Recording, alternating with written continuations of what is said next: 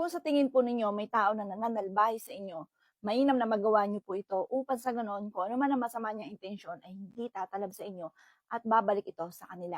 Ito po, halimbawa, feeling naman po ninyo, lagi kami namalas, paborito ka ng kamalasan. Mainam mga bossing ko ay magawa niyo po ito at ito'y makakatulong upang sa ganoon maalis, makinsing ang lahat ng kamalasan na pinagdadaanan ninyo. Kailangan lamang po natin mga bossing ko ng tatlong bawang. At tatlong bawang na ito mga bossing ko ay aalisin ko naman yung mga negative energy po sa inyo mga bossing. Mainam mga bossing ko na i-close nyo po yung kaliwa ninyong palad na siya mga nagiging dahilan dahil napakarami po ninyo mga pagsubok na pinagdadaanan. Ito pong kaliwa mga boss, yan po yung sa mga pagsubok. Tapos dito naman po sa kanan mga bossing ko para ma-maintain yung swerte. Sabihin nyo po, inaalis ko na lahat ng kamalasan ko at huwag ka na muling babalik pa. Tapos sa kabila, ilipat nyo po siya, sabihin nyo po, maraming pera ang darating sa akin.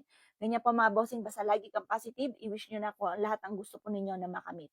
At pagkatapos ito, kailangan natin ng isang baso or isang mangkok na tubig. Ilagay niyo po yung tatlong mga bossing ko na bawang mga boss.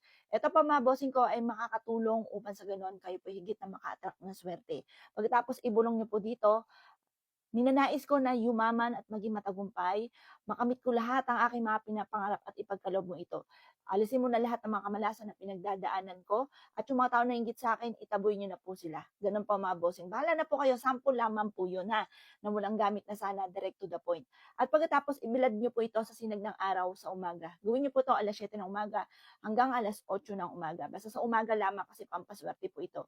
At pagkatapos siya pong pagbibilad, ilagay niyo ito sa ilalim ng inyong higaan or sa gilid ng inyong higaan. Ang dulot nito ay swerte. Sa loob ng isang linggo, kunin niyo po si bawang, pwede niyo po itong ibaon sa lupa at yan po yung may sisibol po dyan.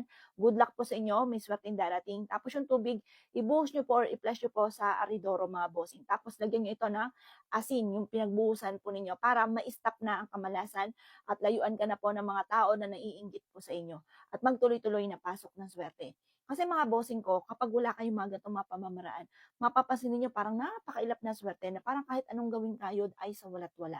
Minsan po, sinuswerte ka na, nauudlot pa. Kasi may mga tao na nanalangin ng masama na iinggit po sa inyo.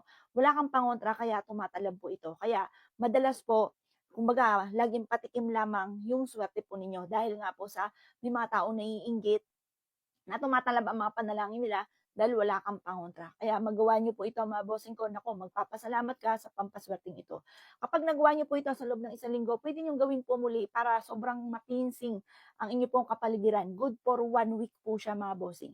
At yung bawang mga boss, kapag naman po sumibol po siya, may sumibol, bunutin niyo po ito at yung mismong ugat, hugasan at ilagay sa wallet. Ang dulot po niyan mga bossing ko, mas magiging matatag ang inyo pong kaperahan.